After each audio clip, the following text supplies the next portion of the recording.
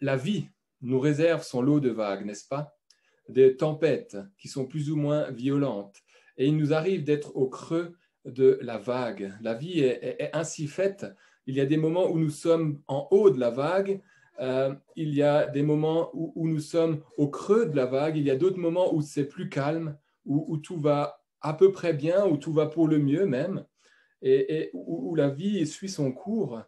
Et je regardais récemment le Vendée Globe. Je ne sais pas si... C'est pas que je sois un amateur de cette course maritime, donc en solitaire, mais je regardais les images de ces marins qui filmaient quelquefois les tempêtes par lesquelles lesquelles ils ont traversé, et alors qu'ils sont tout seuls sur leur bateau, et puis on voit les vagues qui sont autour de leurs voiliers, qui sont en train de presque remplir leur bateau, et ils vous montrent ces grandes vagues. Tout d'un coup, ils sont justement au-dessus de la vague, et vous regardez quelques mètres plus bas et puis vous dites, ah, bah oui, il va falloir descendre.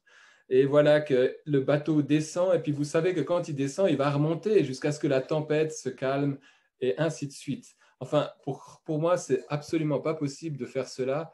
Mon estomac ne tiendrait pas le coup, mais le titre du message de ce matin, ce sera au creux de la vague. Quand nous sommes au creux de la vague, comment est-ce qu'on réagit? Et je vous invite à lire ensemble le psaume 46. Donc, je vais lire en français courant, et le psaume 46. Si vous avez des Bibles, je vous invite à ouvrir vos Bibles. Donc, le psaume 46. Dieu est pour nous un abri sûr, un secours toujours prêt dans la détresse. C'est pourquoi nous n'avons rien à craindre, même si la terre se met à trembler. Si les montagnes s'écroulent au fond des mers, si les flots grondent, bouillonnent, se soulèvent et secouent les montagnes. Il est un fleuve dont les bras répandent la joie dans la cité de Dieu, dans la demeure réservée au Très-Haut. Dieu est dans la cité, elle tiendra bon. Dès que le jour se lève, il lui apporte son secours. Des peuples grondent, des royaumes s'ébranlent. Dieu donne de la voix et la terre vacille. Le Seigneur de l'univers est avec nous. Le Dieu de Jacob est notre forteresse. Venez voir ce que le Seigneur fait, les ravages qu'il accomplit sur terre. Il met fin au combat jusqu'au bout du monde. Il casse les arcs de guerre, il brise les lances, il met le feu aux boucliers. Arrêtez, crie-t-il, et reconnaissez que je suis Dieu. Je domine les peuples, je domine la terre. Le Seigneur de l'univers est avec nous. Le Dieu de Jacob est notre forteresse. Amen. Le premier point que j'aimerais prendre avec vous, c'est Dieu dans la tourmente, Dieu finalement dans la détresse. Luther a écrit un célèbre cantique à partir de ce psaume 46, qui nous dit en partie, c'est un rempart que notre Dieu, une invincible armure, notre défense en tout lieu. Et le texte en allemand, en fait, la traduction, on pourrait plutôt le traduire comme que Dieu est notre château fort, que Dieu est notre citadelle, que c'est un endroit qui est inébranlable, imprenable par l'ennemi. Dans la détresse, Dieu est pour nous un abri, nous dit le texte, mais aussi un secours. L'abri désigne l'aspect défensif, externe du salut, c'est-à-dire que c'est un endroit où on peut se réfugier. Imaginez un instant le randonneur qui voit l'orage arriver, qui voit les gros nuages qui commencent à s'amonceler, qu'il est en haute montagne, et que la tempête est en train de se lever. Son seul désir, c'est de hâter son pas pour aller se réfugier dans la cabane, pour aller trouver refuge, pour éviter l'orage. Et il est heureux et rassuré d'arriver dans cette cabane, un lieu où il pourra se mettre à l'abri, où il ne risque plus les éléments extérieurs, où il pourra se sécher, où il pourra manger, où il pourra être en sécurité. Avec mes enfants, alors je vais vous dévoiler une partie du papa à la maison de ce qui m'arrive de faire avec mes enfants. Nous jouons quelquefois à celui qui doit attraper l'autre. Et souvent, c'est moi qui les attrape. Et alors que je commence à les chercher, à dire je vais vous attraper, ce qui est très, très intéressant dans ce jeu, c'est que Là, quand je leur dis ça, ils commencent à courir dans tous les sens. Ils vont se cacher sous la table. Ils vont faire le tour de la table. Ils commencent à courir pour pas que je les attrape. Ils vont se cacher dans les pieds de mon épouse. Euh, et tout d'un coup, ils se retournent et ils viennent me sauter dans les bras. Euh, Pourquoi est-ce qu'ils font ça? Parce qu'ils savent finalement que dans mes bras, je ne peux plus les attraper. Ils sont en sécurité. Ils viennent se réfugier dans mes bras. Ils savent que si un danger guette, ils peuvent se réfugier dans les bras de leurs parents. Et Dieu est pour nous ce refuge, un endroit où nous pouvons nous mettre à l'abri, une protection sûre et toujours présente au moment de la détresse. Une protection toujours présente au moment de la détresse. Mais bien entendu aussi, quand tout va bien, on peut se réfugier en Dieu, on peut chercher notre bonheur en Dieu, et c'est ce que la parole de Dieu, la Bible, nous invite à faire. Et Dieu est aussi pour nous un secours.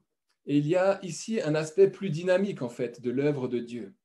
Dieu qui secourt le faible, qui donne la force à celui qui n'en peut plus, qui donne la paix dans les moments douloureux. Et souvent, nous avons conscience de ces deux aspects.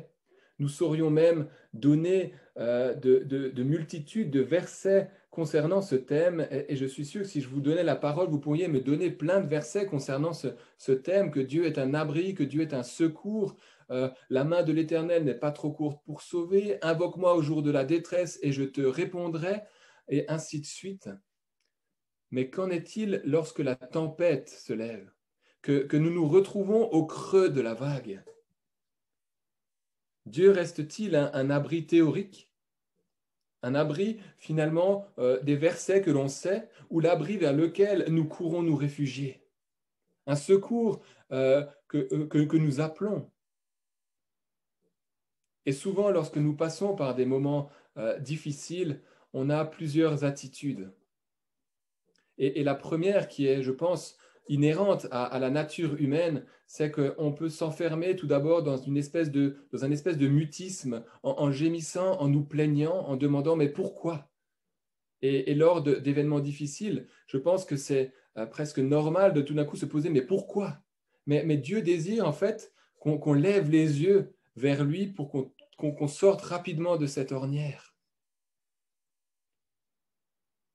Une autre attitude, ça pourrait être de prendre son téléphone, d'écrire plein de WhatsApp, plein de mails, de téléphoner à nos amis, de dire mais ça ne va pas, prie pour moi, j'en peux plus. Et en fait, à force d'écrire, à force de s'égosiller à droite, à gauche, on en oublie même de parler à Dieu. On n'en a même pas encore parlé à Dieu, on n'a même pas encore remis la chose à Dieu. On l'a remis à tous nos amis, mais Dieu, en fait, bien sûr qu'il le sait, mais on ne s'est pas confié en lui. Alors heureusement que nous pouvons compter sur nos amis et merci Seigneur parce qu'il a donné, il nous a donné, il a fait l'Église, il a fait qu'on puisse compter les uns sur les autres, se supporter les uns les autres. Mais nous avons un besoin impératif de nous tourner d'abord vers Dieu, vers la source. Il est écrit que Dieu est un secours toujours prêt dans la détresse. Toujours prêt, ça veut dire qu'il ne manquera jamais un appel. Ça veut dire qu'il sera toujours là. Autant nous pouvons appeler à l'aide des hommes, des femmes, on peut envoyer des messages, demander de l'aide, et peut-être qu'ils resteront muets devant notre désespoir. Autant Dieu est toujours prêt. Un abri, un secours toujours prêt dans la détresse. Et ce psaume met en lumière finalement une tension entre ce que l'on sait d'un côté et ce que Dieu aimerait qu'on vive avec lui. Je sais qu'il est un secours, je sais qu'il est un abri, mais c'est quelquefois si compliqué de me réfugier entièrement en lui. Au contraire, c'est quelquefois plus simple et rassurant de remuer le ciel et la terre pour s'en sortir, parce que cela nous donne encore l'impression d'avoir une prise sur nos situations, sur nos tempêtes. Alors bien entendu qu'on a une part à faire, mais osons laisser Dieu nous secourir, comme nous le rappelait aussi ce matin en introduction cette parabole du Fils prodigue. Osons revenir à Dieu, osons courir dans les mains de Dieu qui lui est là avec les bras ouverts pour nous attendre. Imaginez un instant une personne qui est en train de se noyer, qui est Alors j'ai beaucoup d'analogies avec la mer aujourd'hui. J'ai remarqué ça en écrivant le message. Mais imaginez une personne qui est en train de se noyer, qui est au large et qui appelle au secours. Le sauveteur va prendre tout son matériel nécessaire pour aller le sauver. Et il arrive à côté du noyé, mais il ne peut absolument rien faire. Parce que celui qui est en train de se noyer se débat, il donne des coups de poing, il fait tout pour ne pas finalement qu'on l'aide. Il a tellement peur qu'on n'arrive pas à lui venir en aide.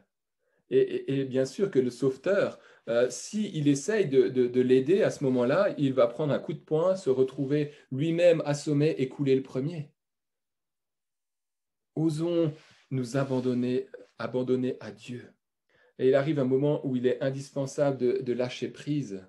Et je crois que c'est un chemin. On a besoin de lâcher prise au fur et à mesure. On apprend à lâcher prise. Au fur et à mesure que notre relation avec Dieu est forte, profonde, on sait qu'on peut lui faire confiance.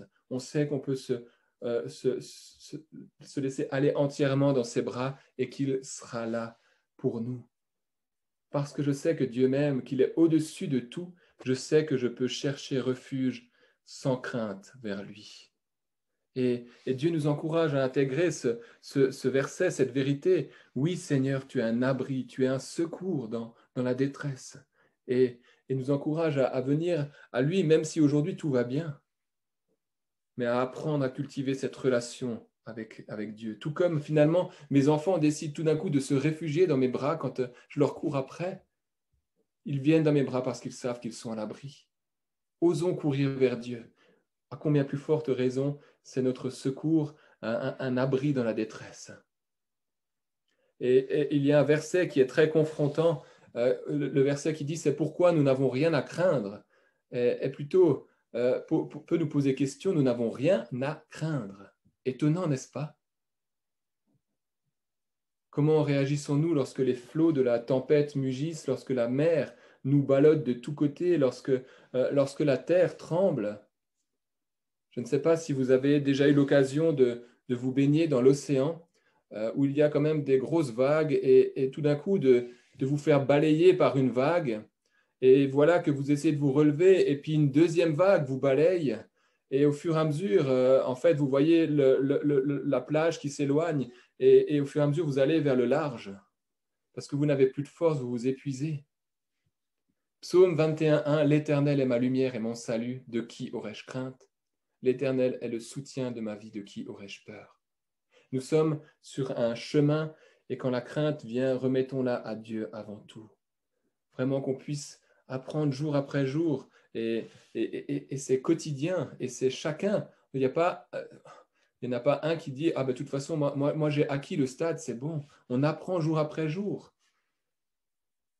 à nous réfugier dans les mains de Dieu. J'aimerais encore souligner cet élément de la terre et des montagnes qui finalement sont le symbole d'éléments solides. Quand la terre et les montagnes pourraient s'ébranler, c'est des éléments solides, ces éléments qui ont été mis en place par Dieu lui-même. La mer a cet aspect peut-être plus dynamique, justement, où les vagues qui nous submergent, qui nous entraînent vers le large, qui nous épuisent. Et dans tout ça, on n'a rien à craindre. Mais ce que j'aimerais souligner, c'est justement ces éléments stables.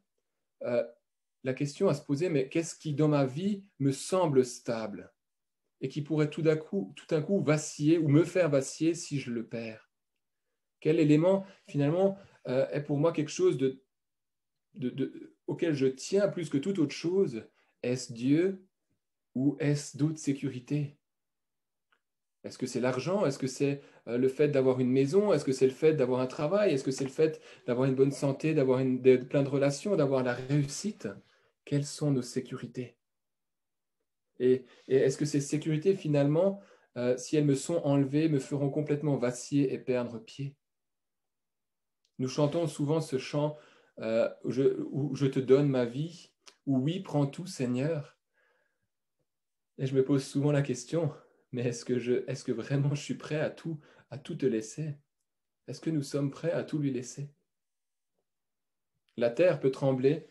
Il n'y a qu'à voir les séismes, les désastres qui en découlent, les volcans qui se réveillent, les tsunamis qui déferlent et les catastrophes qu'il y a derrière. L'océan peut faire chavirer un navire dans une grande tempête, mais Dieu est un secours toujours prêt dans la détresse. Le deuxième point que j'aimerais voir avec vous, c'est Dieu pour ses fidèles. On a vu Dieu dans la tourmente et Dieu pour ses fidèles. Psaume 46, verset 5.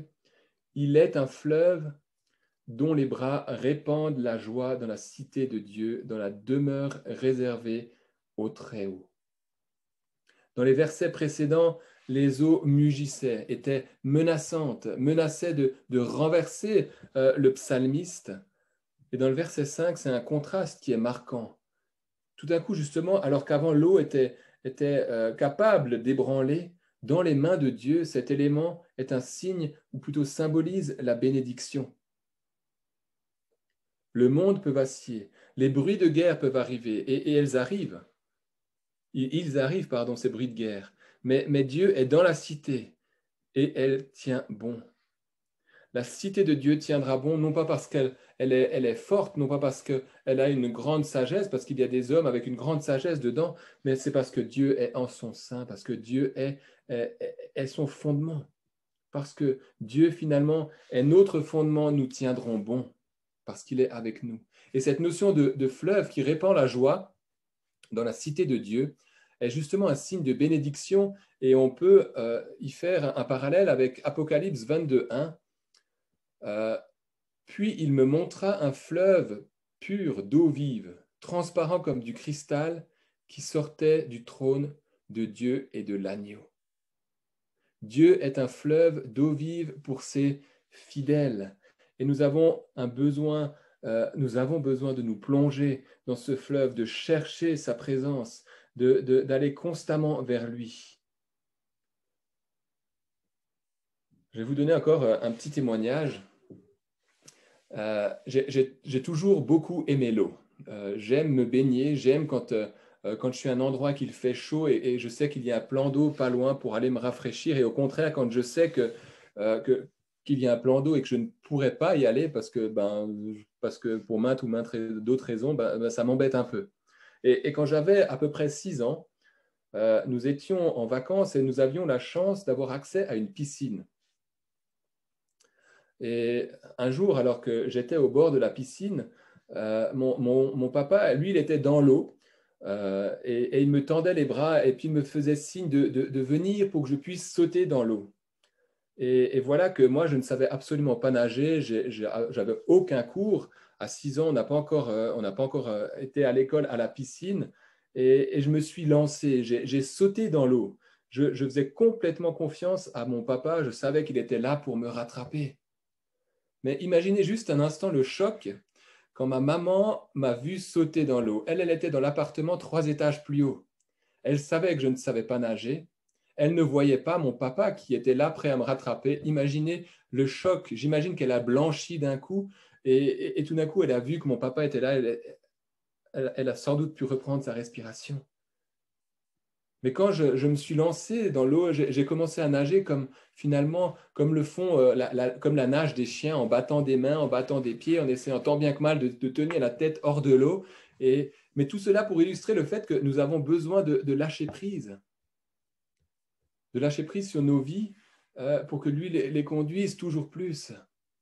C'est parce que j'avais confiance en mon papa. Je savais qu'il était là. Et je savais qu'il jamais ne me laisserait me noyer. À combien plus forte raison nous pouvons avoir confiance, nous pouvons nous abandonner dans les mains de notre Père céleste. Un pasteur disait qu'il est assez difficile de nager dans un fleuve si notre ventre touche le fond, n'est-ce pas? Ou alors si nous n'avons que de l'eau jusqu'aux chevilles. Je crois que le fleuve de Dieu est quelque chose dans lequel il nous invite d'aller entièrement, de nous laisser entièrement aller dans sa présence. Dieu désire tellement plus pour ses enfants et j'ai quelquefois l'impression que par peur, on se prive de tant de bénédictions qui découlent de sa présence. Osons aller boire à ce fleuve d'eau vive. Et peut-être que certains d'entre vous connaissent ce chant qui dit « Il est un fleuve coulant du cœur de Dieu, c'est le grand fleuve d'un amour merveilleux. Je vais y boire, son amour me remplit et sa victoire m'anime de l'esprit. » Que ce fleuve qui fait la joie dans la cité de Dieu coule toujours plus dans nos vies. Que nous soyons constamment remplis de son esprit. Parce que Dieu vit en nous, nous tiendrons bon. Parce que Dieu est dans la cité, elle tiendra bon. Le Seigneur de l'univers est avec nous. Le Dieu de Jacob est notre forteresse, notre citadelle, un endroit qui est juste imprenable. Nous sommes en sécurité. Quelle belle promesse pour ces fidèles que d'entendre « Dieu est dans la cité, elle tiendra bon ». Dès que le jour se lève, il lui apporte son secours. Des peuples grondent, des royaumes s'ébranlent, Dieu donne de la voix et la terre vacille. Dieu est dans la cité. Dieu est à tes côtés ce matin et il te tient entre ses mains. Enfin, le dernier point, je vous rassure, il est plus court, c'est Dieu est Dieu. Je vais relire les versets 9 à 12 du psaume 46. Venez voir ce que le Seigneur fait, les ravages qu'il accomplit sur terre, il met fin au combat jusqu'au bout du monde. Il casse les arcs de guerre, il brise les lances, il met le feu au bouclier. Arrêtez, crie-t-il, et reconnaissez que je suis Dieu. Je domine les peuples, je domine la terre. Le Seigneur de l'univers est avec nous, le Dieu de Jacob est notre forteresse. Ces versets ont une portée eschatologique qui porte sur la fin des temps, sur ce qu'il va arriver. Un jour viendra, et on voit qu'il y a déjà des prémices, où une nation s'élèvera contre une autre.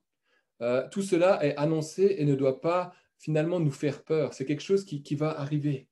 Jésus l'a annoncé.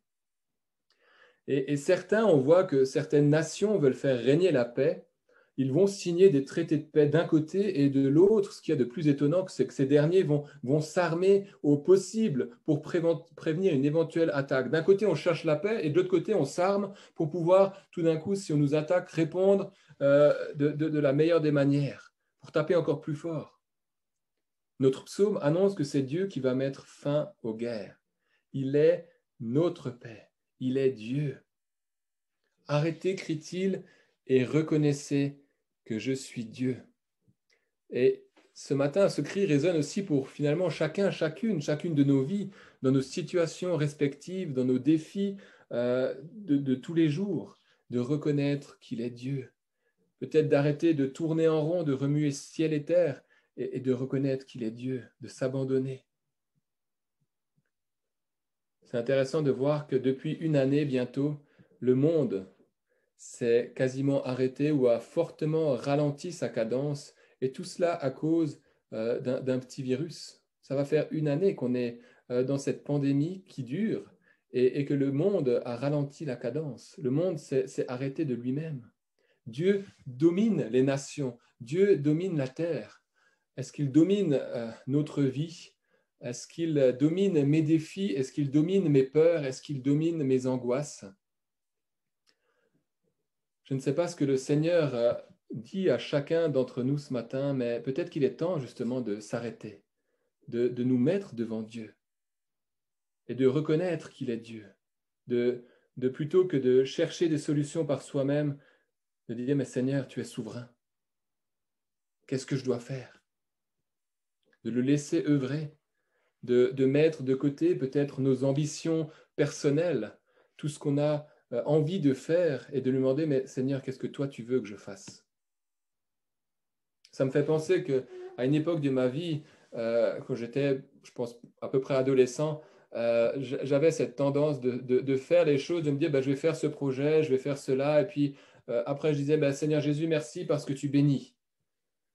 Et puis un jour, je me suis rendu compte, mais il y a quelque chose qui ne va pas. Et j'ai fait cette prière, Seigneur, je veux faire ta volonté. Effectivement, ça demande quelquefois de la patience, ça demande de faire confiance parce que les portes ne s'ouvrent pas comme on aimerait ou pas au bon endroit, ou ça prend du temps. Mais jamais je n'ai regretté ce choix. Jamais. Alors, sommes-nous prêts à mettre notre confort personnel de côté pour Dieu, à changer de comportement, à changer selon ce que Dieu nous demande, à nous remettre en question? Et je crois que dans ces périodes troublées que nous vivons, nous avons d'autant plus besoin de l'aide de Dieu, du Saint-Esprit, du discernement de l'Esprit pour nos vies, de savoir comment être des témoins là où Dieu nous a placés, de savoir comment finalement avancer dans la vie telle qu'elle nous est présentée actuellement, de nous réfugier dans sa présence, quand c'est difficile, mais aussi quand cela va mieux, quand c'est plus simple. C'est quand, euh, c'est quand, entre guillemets, tout va bien. Est-ce que tout va bien tout le temps? Je ne sais pas, mais quand ça va mieux, quand c'est plus calme, c'est à ces moments-là qu'on peut justement puiser dans la parole de Dieu et ancrer nos racines, afin que nous soyons forts quand la tempête viendra.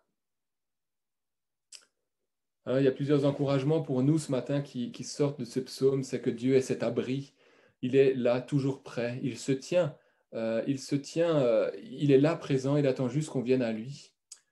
Sa présence réjouit nos cœurs. Il est là. Il désire qu'on tienne ferme. Il désire qu'on vienne chercher, nous abreuver à cette source d'eau vive. Et, et il est ce Seigneur. Il est Seigneur sur nos vies. Il est Seigneur. Il domine sur la terre, même si on a l'impression euh, que tout échappe au contrôle, mais Dieu reste souverain. Dieu est souverain de chacune de nos vies. Alors qu'on puisse continuellement chercher sa présence et nous ancrer en lui. Je vous invite encore à la prière.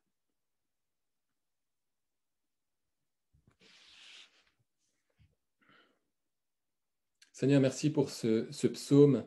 Merci pour ces vérités qui émanent de ce psaume. Pardon pour les fois où finalement on sait ces choses, mais on ne vient même pas se réfugier en toi. On préfère où on a pris l'habitude de nous débrouiller par nous-mêmes. Seigneur, viens tout à nouveau te révéler à nos cœurs, qu'on puisse constamment venir dans ta présence, qu'on puisse chercher ce refuge, parce que tu es un secours toujours prêt, parce que tu ne nous abandonnes pas, Seigneur. Seigneur, alors que nous cherchons ta présence, alors que nous cherchons, Seigneur, à être remplis de ton Saint-Esprit, alors que nous nous abreuvons à ce fleuve d'eau vive, remplis-nous, que nous soyons débordants de cela, Seigneur. Nous avons besoin de cela, Seigneur, et nous désirons toujours plus de ta présence. Et Père, j'aimerais te prier particulièrement pour celles et ceux qui aujourd'hui sont dans la tempête, sont dans le creux de la vague. Et peut-être justement que dans ce creux de la vague, ils regardent en haut et puis ils voient le haut de la vague qui est tellement loin, prêt à s'abattre. Père, c'est toi qui as dit à la mer, Jésus, silence, tais-toi. Seigneur, viens calmer les tempêtes dans les vies de mes frères et sœurs. Merci parce que c'est toi qui le fais. Merci Seigneur Jésus parce que toi seul es capable de faire cela. Viens encore agir pour la gloire de ton nom, Seigneur. Viens encourager, viens relever. Merci parce que tu es ce Dieu de grâce qui nous accompagne jour après jour. Amen.